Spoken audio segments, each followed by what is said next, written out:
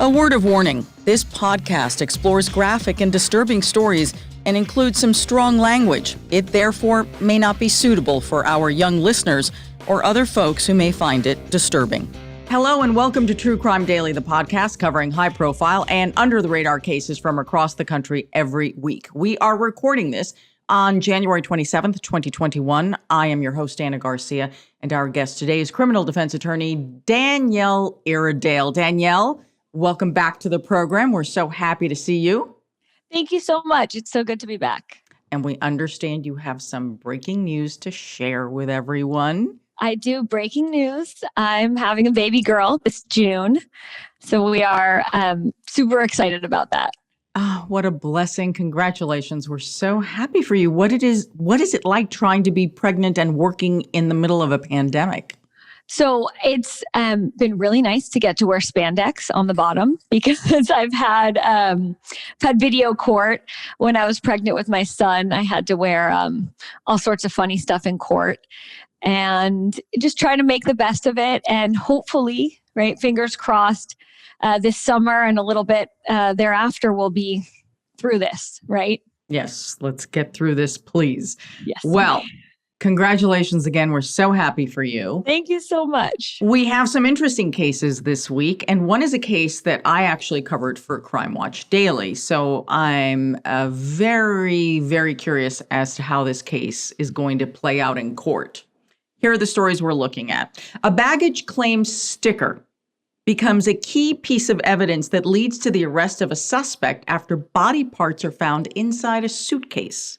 But first, 8 years after 21-year-old Kelsie Schelling went missing in Colorado, jury selection has begun for the trial of the man who is accused of killing her. This is the case that I covered for Crime Watch Daily back in 2017. And when I covered this case, it was a missing persons case, obviously. There was concern of foul play. There was a presumption that Kelsie was dead because there had been absolutely no signs of her. There were no bank transactions, cell phone, nothing.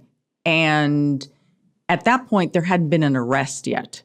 And it's, as you can understand, it can be such a difficult case, especially when there's no body. So prosecutors are generally hesitant to move forward with a murder case if they don't have enough evidence, because that doesn't mean that they won't try those cases, but they are tough. Absolutely. There is a doctrine actually in the law about this called corpus delicti. And back in the day, if you couldn't find the body, you couldn't prosecute. Today, it's very different. In California, you just need a little bit of evidence. And it does make sense as a just doctrine because people deserve justice and people do deserve answers. So if they can establish, like you said, with other evidence that this person unfortunately is deceased, the case can go forward legally. Let's get to some of the background of this case and bring everybody up to speed to where we are. Kelsie Schelling disappeared on February 4th of 2013. And according to cell phone records, she was driving from her home in Denver, Colorado to Pueblo, which is about 2 hours away, to meet her then boyfriend, Dante Lucas. Kelsie had just confirmed that she was 8 weeks pregnant, and she actually had the ultrasound from her visit to the doctor. She was so excited that she had texted those photos not only to her mother, her family, and friends, but according to police records and according to the mom, Kelsie also texted the ultrasound photo to both Dante Lucas and his mother in a group text. That's how excited she was. Now, Kelsie's mother told me that Dante Lucas and his mother were not happy about this pregnancy. That is from her perspective. The two of them met in junior college. Dante was a star basketball player, 6'8" forward. And the two of them had an on-again, off-again relationship. They both went on to different schools, and she moved to California, then she went back to Colorado, and ultimately they reconnected. And at the time of Kelsie's disappearance, according to her family and friends, Dante and Kelsie were back together, even though he was living at home with his mother in Pueblo, Colorado, and Kelsie was in Denver and had just started working. So that is a little bit of the background of the relationship between the two of them. Now, for Dante, his basketball career never materialized, and he was quite a superstar in Pueblo because I was there covering this case, and, everybody in Pueblo knows Dante Lucas because he was just such a standout player in high school, and they had a lot of hope for him. So that gives you a little bit of perspective about what happened and what didn't happen for Lucas in his career. On the last night that Kelsie was seen alive, police say cell phone records show that Dante had asked Kelsie to drive to Pueblo so they could talk face to face. He said he needed to talk with her. When Kelsie's friends and mother did not hear from her the next day, they got concerned. Laura Saxton, who is Kelsie's mother, immediately filed a missing persons report with the Denver police. Okay, now after filing that missing persons report, Kelsie's mother says that she called Dante. This is a clip of my interview with Kelsie's mother from Crime Watch Daily. When we finally filed the missing persons report, I called Dante right away, to ask him if he knew where she was. And, he had said that he had seen her and that they got in a fight. And, I said, we can't find her. I said, she's missing. I said, if you don't know where she is. And he's like, oh, okay. I mean, no alarm, no nothing. Just, oh, okay, yeah, if I hear anything, I'll let you know. And then shortly after that, I hear back from him and he's like, well, Kelsie just called me from a private number. She said she lost her phone and that she'll be getting a hold of you soon. Then after that, never really heard anything more from him. So what do you make of this exchange as described by Kelsie's mom? So it's odd, right? It's odd if you hear your pregnant girlfriend is missing. We don't know the backstory. We don't know if sometimes these two would get in fights and one wouldn't hear from the other for a while.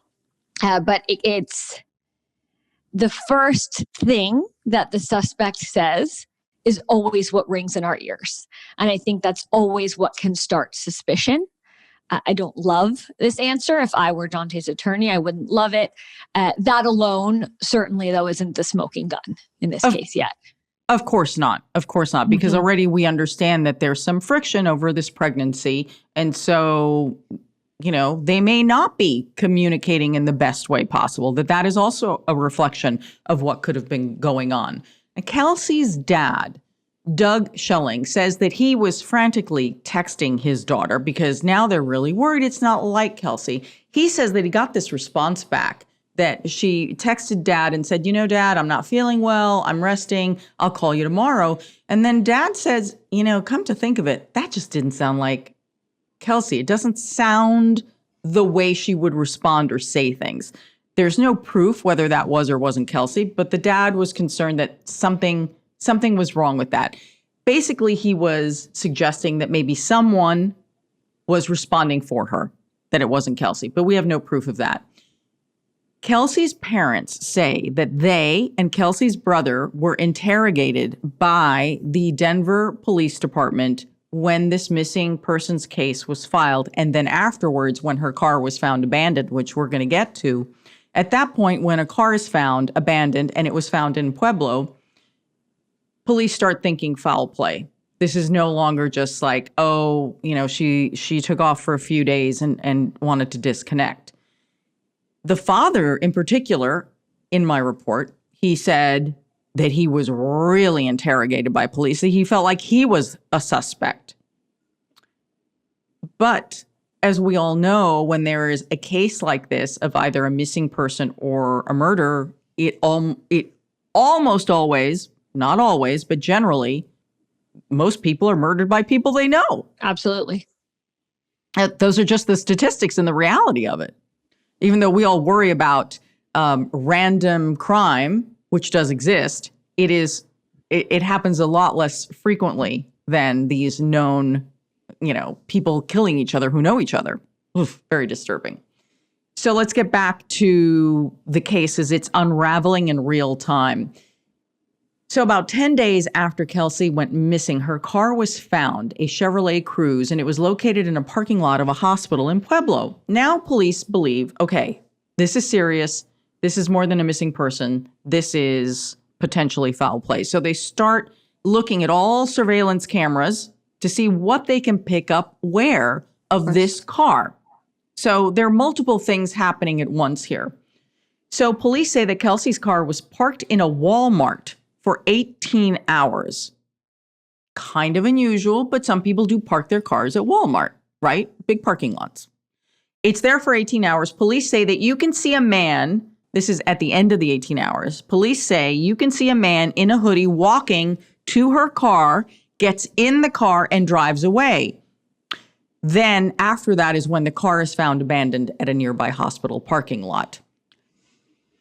Here's the problem with that. You absolutely cannot identify who that person is. The surveillance video is just not good enough. So, Danielle, what do you do with this surveillance video? Because you can't positively ID who that person is.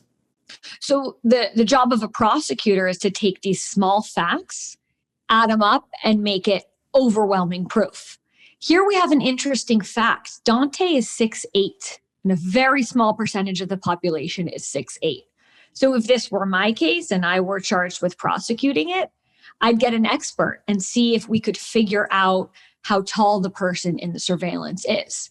Of course, the job of the defense attorney is to find statistics, figure it out. How common could it have been for it to have been someone else? But no matter what, Danielle, we're never going to know exactly who that is unless someone can positively ID him, meaning someone else who was there. Because the video, no matter what you tell me on this side and you tell me on this side of my ear, right? The conflicting, the conflicting analysis, if you will, of what that videotape means. At the end of the day, neither one of them has proof of who that is. Absolutely, which is why, as I'm sure you'll tell us, this is a trial case. It seems like this case is going to trial, and these are the kind of cases that go to trial, where the facts are capable of argument from both sides. Right, yes, and they are in jury selection right now. That has started this week. So let's get back to some of the more facts. So there's that video that we can't really make out, but then police find another video that absolutely is Dante, they say, without question, they say. And here's what police release. It's surveillance video from a local bank, and they say that it allegedly shows Dante withdrawing $400 from Kelsie's account. This is after she disappeared. So police pick up Dante for questioning, and they are initially considering charging him with identity theft. And they did arrest him on that, but they ultimately dropped those charges. Here's why. Because Dante convinced them, and then they were able to find evidence, this is according to police, that Dante had permission to use Kelsie's account, that he had the PIN code to Kelsie's account, and therefore, with the understanding that he had this permission, they could not charge him. But while they had Dante in for questioning, then they start questioning him about Kelsie's disappearance. And this is what's very interesting, because this is all videotaped. And in that questioning, he says a few interesting things. He says that Kelsie was no longer pregnant, and police challenge him on that. It's like, well, how could that be? Because she was pregnant in the morning. And what are you saying, that by the end of the day, she wasn't pregnant? So there was no clear answer to that. The other thing that I think is very important here, Dante told police that it wasn't his baby, that there's no proof that if she was pregnant, that it was his. And because Kelsie is missing, right, we don't have Kelsie's body. We don't know what happened to Kelsie. There's no way of knowing whose baby it really was, because she was only like 8 weeks pregnant. So I find that, and he also denies, and he has denied the entire time, any involvement at all with Kelsie's disappearance. So what do you make of that? So when I was looking into this case before our recording, I found the trip to the hospital very odd. right? My mind went in a million directions. Did they go to get another ultrasound so he could see? As you pointed out, she was only 8 weeks pregnant. We don't know who the father is, but it is somewhat interesting when confronted to immediately deny that, right? We don't know what our reaction would be if we were in a situation like this, right? Because there is a possibility and there's a universe where this is someone who loves Kelsie and she's missing. Maybe he's scared and he's stressed, but we can't deny that it's an odd reaction for your answer to say, that might not be my baby, instead of, where is this person, right? Where is this person who I love and who everyone agrees is pregnant? And there are some discrepancies in his version of events. I'm not saying that they're not true. I'm just saying that police say that they weren't able to corroborate what he said. He mentioned that they had gone to the hospital that evening. Now, remember, her abandoned car was found at a hospital, but it was a different hospital than he said he took Kelsie to. But police say that the hospital claims there is no record of Kelsie or Dante having been to that hospital that day.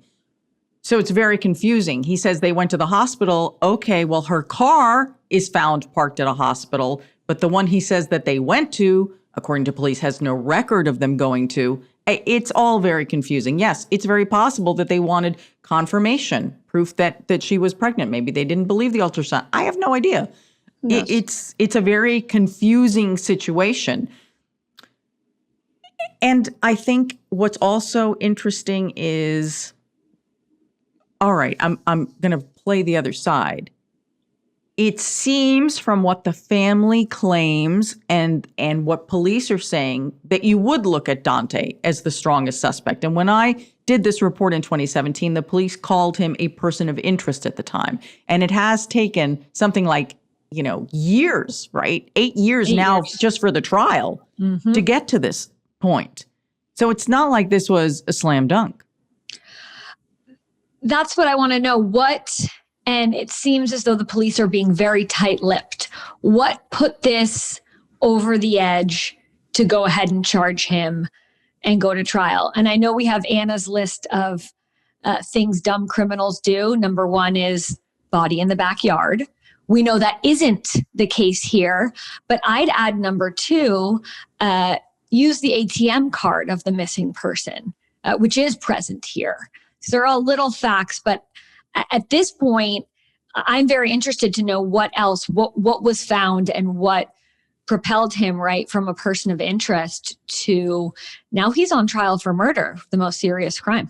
Absolutely. Here is a clip from my interview with police back in 2017 about the case and about Dante's possible involvement.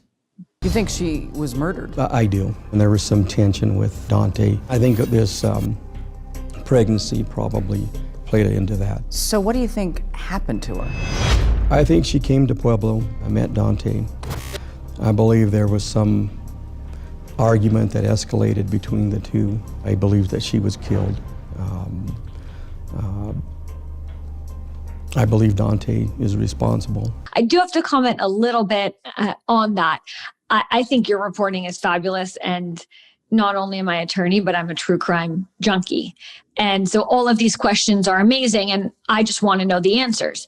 As a defense attorney, I have to say, when we have interviews like that with the police captain pointing a finger saying, this is who I know did it, what comes to my mind is, how is he going to get a fair trial? Are these potential jurors also watching this? Are they hearing this? And then are they going to come in thinking that he knows something that they don't know? So they're going to convict based on evidence that they don't hear. At the time of Kelsie's disappearance, this is interesting about community response. At the time of Kelsie's disappearance, when the family felt that they were not getting enough of a response from the police, they started gathering people in the community to protest outside the police station, to protest in downtown Pueblo, protesting, demanding justice for Kelsie. They really ratcheted up the pressure, the family and friends did, that the police department was not doing enough. In fact, the family even sued the police department. Wow, I didn't know that. There was a civil lawsuit. I mean, they were furious. They They were really angry, feeling that the police department was not doing enough in this case. And the captain even shared with me that day that there had been a lot of friction between the family and the police department because of this overwhelming feeling by the family that the police wasn't doing enough. So it took a while, the captain said, to rebuild some form of trust and continue working on this case. But it's not like it accelerated the case tremendously, because she went missing in 2013. And I believe Dante was arrested several months in 2017 after I did my report. So a few months after my report aired is when he was arrested. And arrested on other charges, is that right? Not originally arrested for this. When he was charged with murder, Kelsie's murder, he was already in jail on an unrelated charge. Unrelated charge having to do with Kelsie. So when he was actually charged with Kelsie's crime, with allegedly murdering Kelsie, he was already being held on an unrelated charge. What comes to mind for me with that is the possibility of a jailhouse informant. He's already in custody. What if we have someone coming forward and saying, hey, I spoke with this person. I was in lockup with him. He said XYZ. I'll be very interested to see what comes out at the trial. Well, here's another thing that could be a possibility. But a few months after I did my interview on April 14th of 2017, authorities began excavating the backyard of a home that Dante had lived in previously. This is before he actually gets charged with Kelsie's murder. Police said that they found some evidence in the backyard, never said what it was. It for sure wasn't Kelsie, because I think they would have said that. Because to this day, I really believe that the mother is very torn here. While she wants justice for Kelsie, it is agonizing to her, and you can see it in her face, you can see it in her eyes. It is agonizing that she doesn't know what happened to her daughter, doesn't know where her daughter is, and she wants her daughter back. I read a very poignant, heartbreaking quote from the mother about that. She wants to know where her daughter is. She wants some semblance of peace. You're never the same. I don't know how you go on, but I can absolutely understand that, and was very moved when I saw her interview and her quote. So on the 14th of April 2017, the backyard is dug up. On December 2017, Dante Lucas is charged with Kelsie's murder. He was in custody already on that unrelated robbery and assault charge. So that gives you the perspective you were asking for and the dates. Yep. On May 31st of 2018, a judge rules that there is indeed enough evidence to try Dante for the death of his pregnant girlfriend, Kelsie. This is according to the Denver Post, who had been following it. Now, here's what, obviously, because we're already in jury selection, we're already there. I want to ask you this. So, Danielle, when there is a ruling like this, where a judge says, yes, I believe that there is enough evidence to go forward, is that basically the pre-trial hearing? Is that when the prosecution says, okay, Your Honor, here's why we believe he should go to trial for the murder of Kelsie Schelling? So that's exactly right. It's called, in California, it's a preliminary hearing. It seems to be called the same in Colorado. And that's a hearing in front of a judge. The prosecutor presents evidence. Defense attorneys can question those witnesses, and they have to put on a fair case that something happened here. It's nowhere near reasonable doubt. But this comes from our long history and the idea that we don't want people to have to stand trial based on an accusation and a finger pointing. We want something in between to protect them. So this is an important step in ensuring that everyone has rights, and in understanding that sometimes going to trial itself can be a huge burden on someone. So I'm wondering if this hearing, we don't know a lot of what came out of that hearing. The transcript should be public record unless it was sealed. It's very interesting because that was 3 years ago. Yep. And we are now getting to jury selection. There were several delays. I believe there was a change in defense attorney as well. So one of the things that has come out as part of Dante's defense, he has maintained the entire time that he had nothing to do with Kelsie's disappearance. He is now pointing the finger. Dante and his defense team are pointing the finger at Kelsie's father, Doug. And Dante and his team have said in court records, they allege that the father could be the killer because he allegedly had a history of violence toward Kelsie. This is according to Dante and his team. The father denies it. The father says it is not true. Is that kind of a defense? To point to someone else, it's like, ooh, that goes towards reasonable doubt. No, it wasn't me, but I can give you an idea of who it might have been. Yes. So that's called third-party culpability defense. And each state has their own rules about it. I suspect the reason we know about this defense is because Colorado requires in limine pretrial rulings on whether or not the defense can bring it out. And the idea is that judges want to have some handle on it. They don't want us to go to trial and then surprise the prosecution with a really compelling case that a third person did it.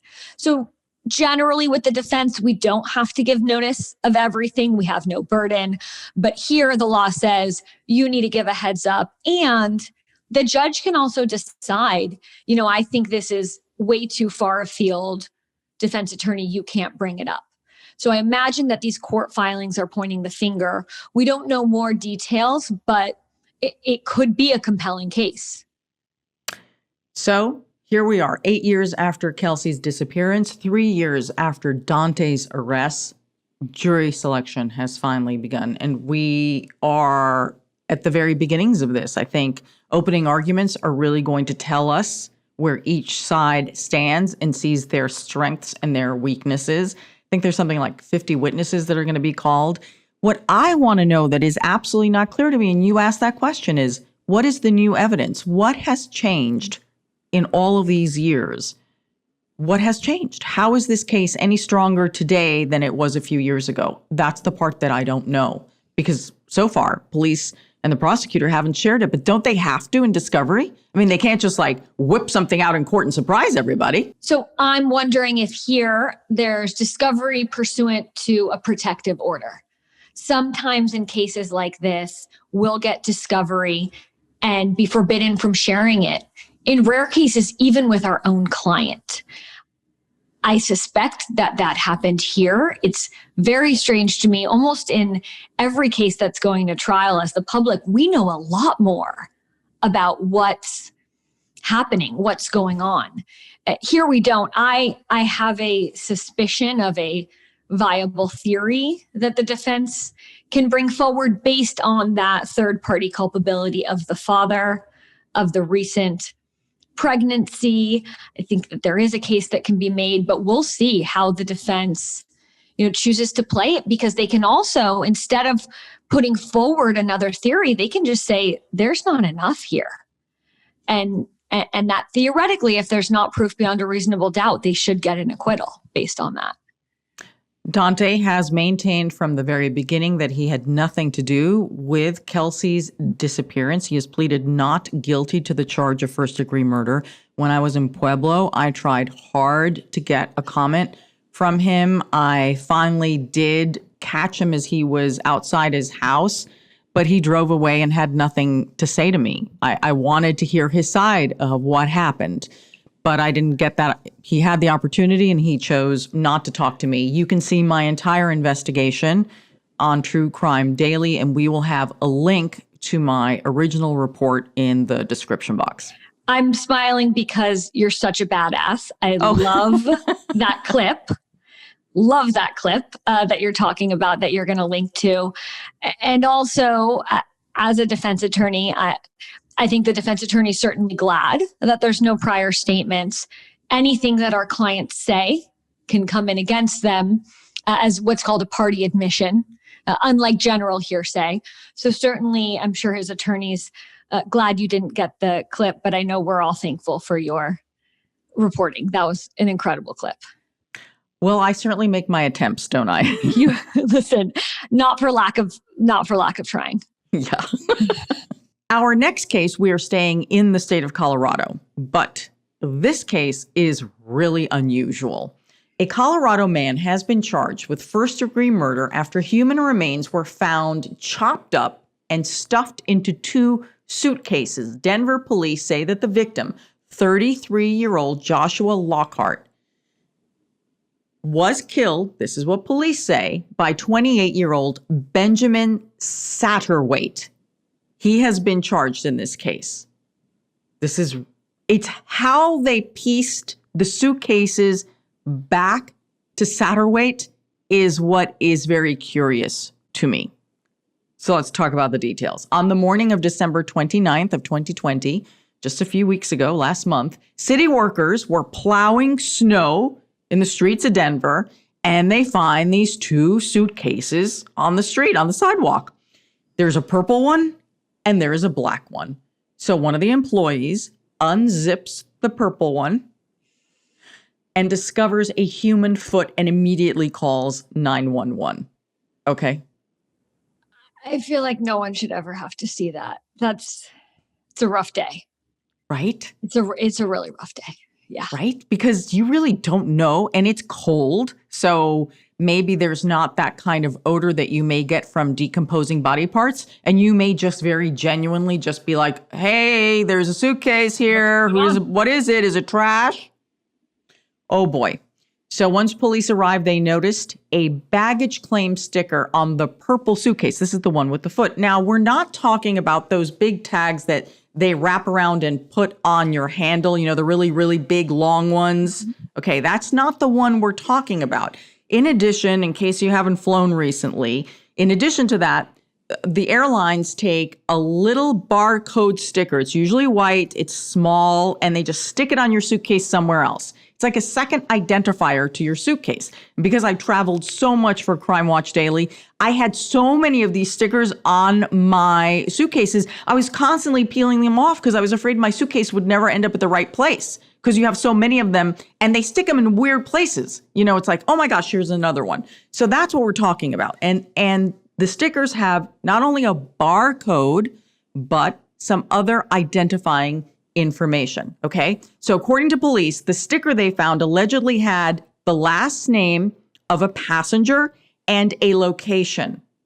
The name, Satterwhite. And then DEN for Denver. All right.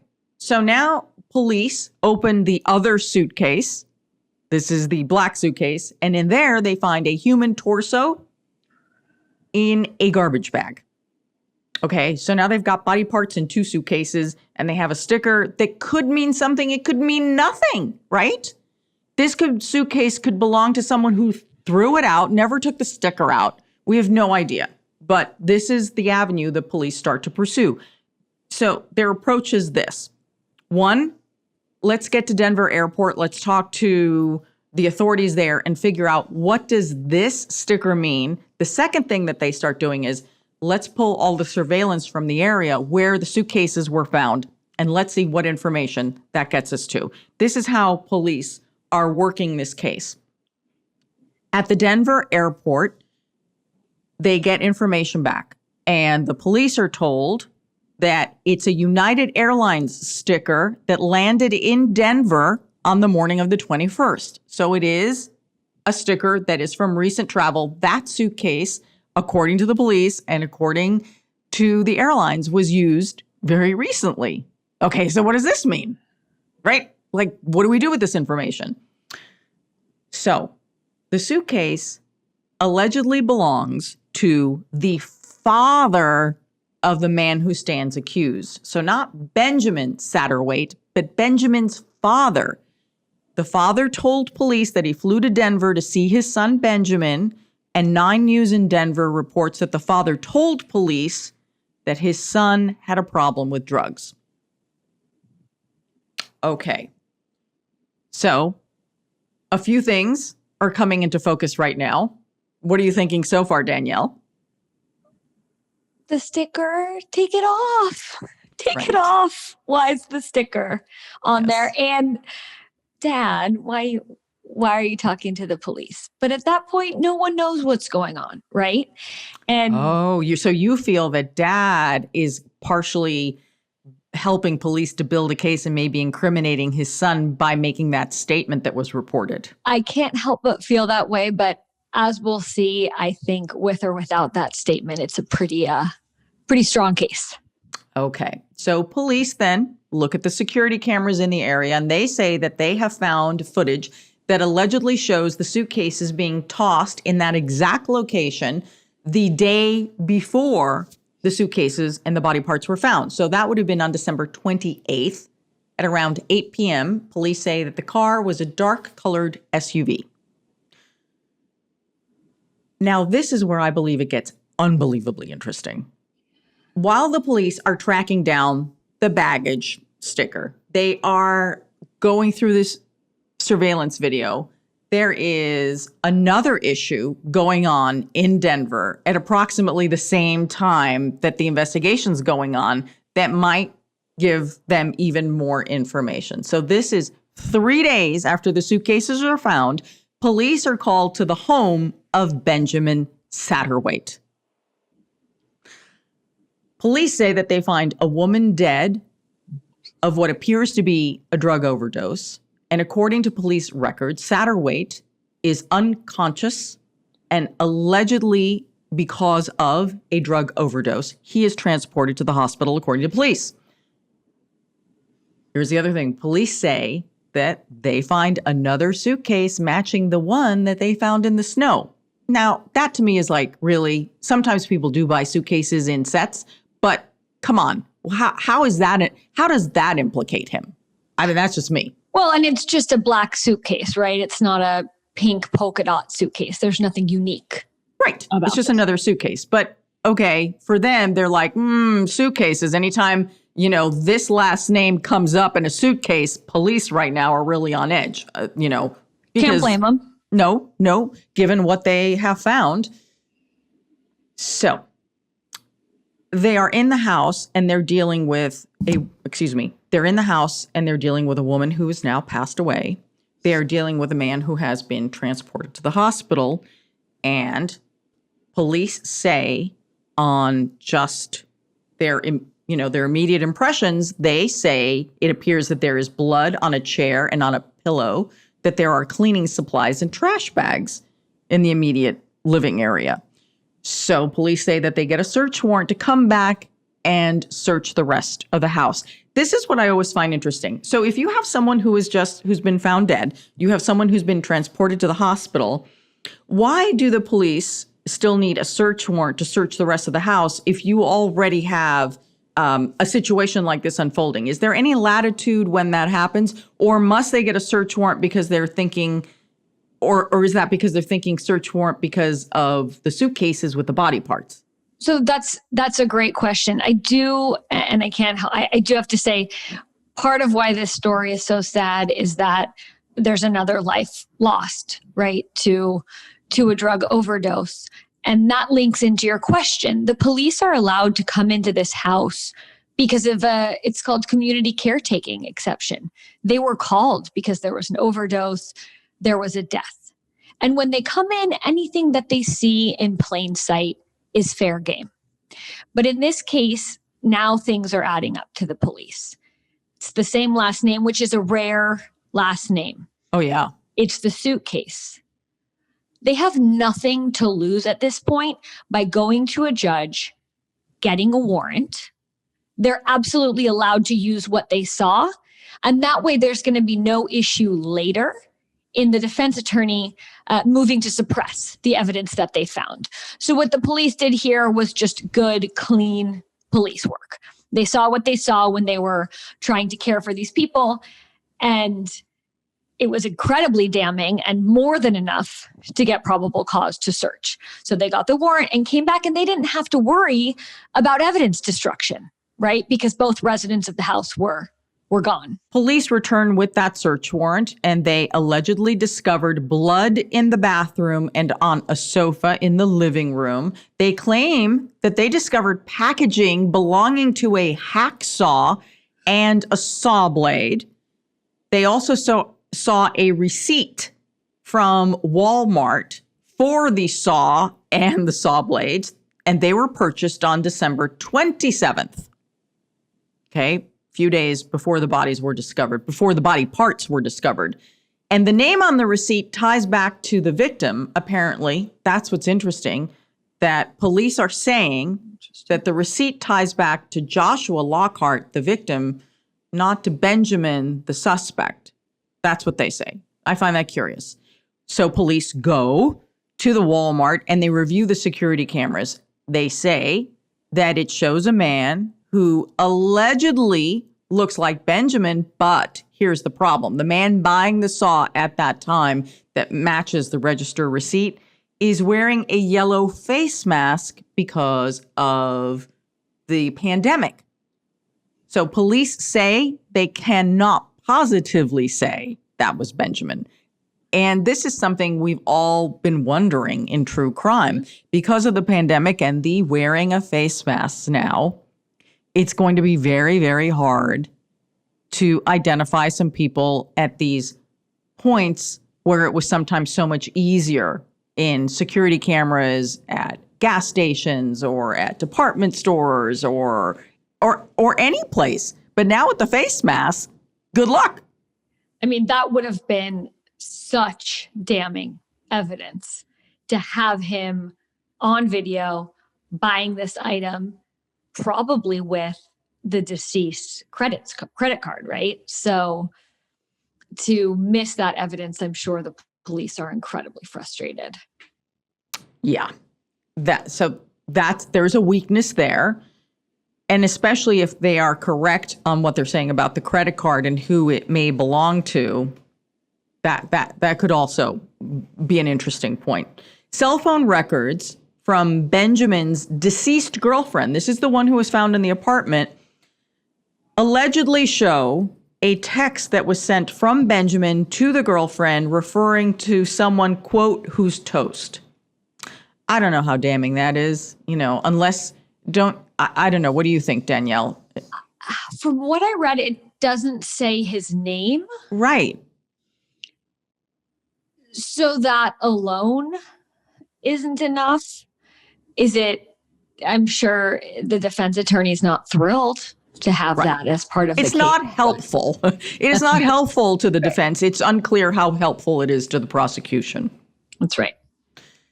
A witness reportedly told police that Benjamin and Joshua being the victim here, had once been roommates. Joshua was last seen on December 26. A friend told police that he took Joshua to a check cashing place and then dropped him off at a park. According to published reports, Joshua was a father and he had allegedly struggled with drug addiction and homelessness for some time, and that he had recently been kicked out of rehab before his murder. So it's a very sad story leading up to his death. Benjamin Satterwhite was arrested on January 8th. Police have not been able to find all of Joshua's remains. Still missing are Joshua's head, arms, and one leg. Wow. It's a lot. That really is. And just from the point of the criminal case, do you have to find the whole body or just having part of the body? And then obviously they're going to have to positively ID it. I mean, we're not done yet. You don't have to have the body at all. This suggests that he's definitely deceased. This case brings up two things. I'm feeling a little wild, so I'm going to tell two secrets. I've been locked down, I think, for too long. So the first one is a trade secret. Sometimes as defense attorneys, a lot of the cases that we go to trial on are circumstantial evidence cases, right? Which just means that a little inference, there needs to be a leap between that fact, that evidence, and guilt. But the truth is, circumstantial evidence can be overwhelming. In this case, we have a hacksaw. we have a receipt, we have a suitcase linking back to someone, we have blood in the apartment. So even ignoring the direct evidence, that text message, this is a case where we can say it's circumstantial all day long. But I think most people, without knowing anything else, right? We don't know what can poke holes in this. That is a very strong circumstantial case. Now, the second secret is my husband actually is a prosecutor. So we are on the exact opposite sides of the fence on this. We had a case similar to this in San Diego. There was a young woman who was found in a suitcase. There were very interesting things at the end and details, which I won't talk about right now, but that had to do with whether or not there were special circumstances for the death penalty. So I did look it up, and it looks like, and Colorado attorneys or residents can confirm that there is no death penalty in Colorado as of March 2020.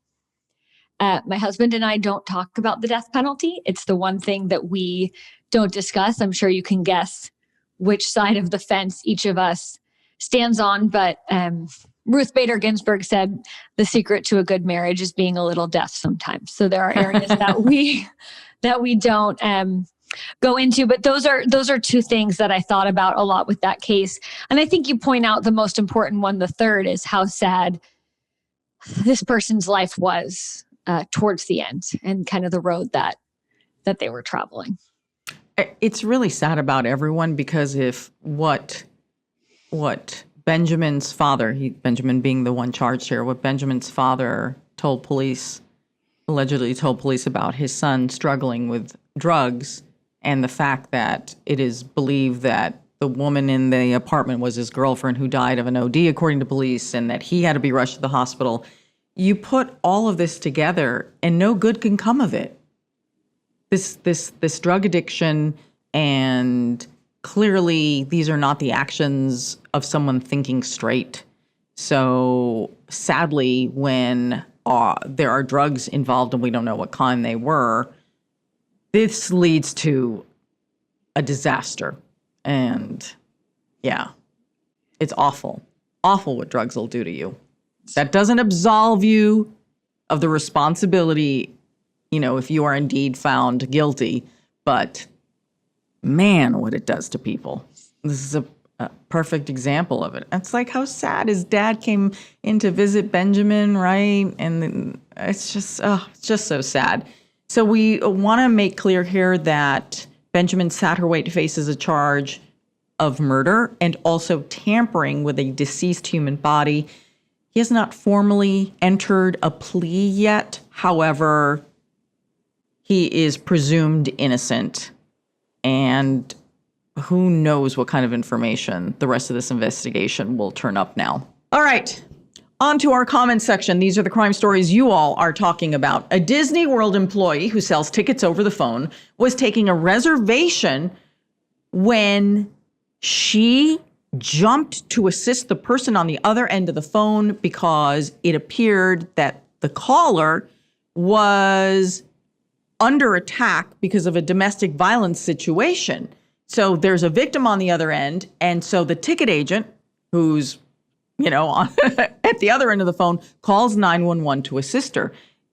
York County in Pennsylvania arrests a man who is now facing an aggravated assault charge along with a few other charges for attacking a woman during a domestic violence incident in Dover earlier this month. The victim was able to summon help by calling the Walt Disney World, and she was, I guess, and this happens a lot with domestic violence victims, you can't call police because then you'll be beaten even more, right? You're afraid. So instead, she comes up with this thought, I'm just calling to make tickets for us to go on vacation, dear.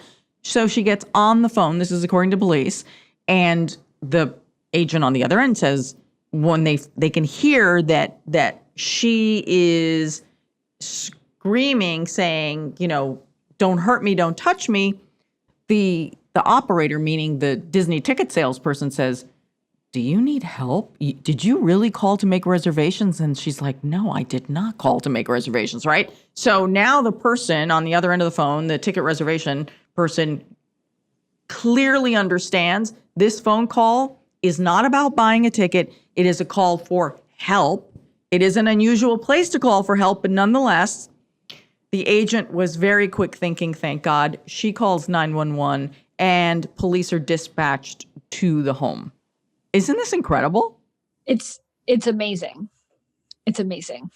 I feel this is like, we had a case last week that I got very emotional about. There was a child who appeared to look abused, and the child is in a restaurant with his parents also in Florida, and the manager who's serving them notices that the child has bruises on the neck and other places, and she manages to hold up a little sign to the child saying, are you okay? Basically giving the child an opportunity just to even nod. And then she calls police. Police arrive, and according to police, the boy was allegedly beaten by his family. Just it's terrible, terrible. Horrendous case, horrendous, right? But here is, a person who's aware and is responding to another human being. And here we are back in Florida. And we have another case of another person who works with the public who is, listen, I just take reservations for a living. But all of a sudden you have been dropped into someone's life at a most dangerous time. I mean, this woman was in crisis, according to police. And it's that connection that I feel a lot of us have lost over these last 10, 11 months. Then when we see these beautiful cases of humanity, I was also so moved by the waitress story, coming in and caring and getting involved and putting yourself out there really restores a lot of my faith in humanity. Police say that when they arrived, the victim said that she had been choked and that she was afraid she was going to die. 38-year-old Wayne Shiflett has been booked on charges of strangulation, terroristic threat, simple assault, harassment, and aggravated assault. This is for a January 9th incident. So these are the comments. Sabrina A. writes, employee of the century. I hope they give her a special recognition for her quick thinking. I agree with you, Sabrina. Kayla R. writes, yes, Disney, give that woman a raise. And Tina C. writes, angels are everywhere. Tina, I agree with you. Angels are everywhere. They are. Our next case. Oh, these ones, this is the kind of case that drives me nuts when it involves a charity and alleged stealing from a charity. It's like you're taking away from children. Stop it. I hate that. The former CEO of Make-A-Wish in Iowa has been arrested on theft charges. Police say that 40-year-old Jennifer Woodley has been arrested and charged with first-degree theft and unauthorized use of a credit card. This is according to jail records. Police say that she allegedly secretly awarded herself a $10,000 bonus that had not been approved by the board. I believe that's a really polite way of saying she allegedly stole money. It's very tactfully stated. Right.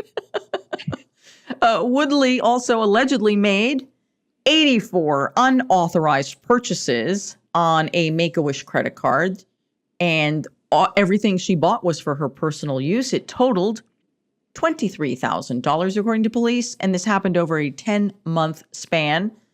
Woodley allegedly did not reimburse the group for those expenses. I believe that may be one of the lesser problems that she is facing right now. Yeah.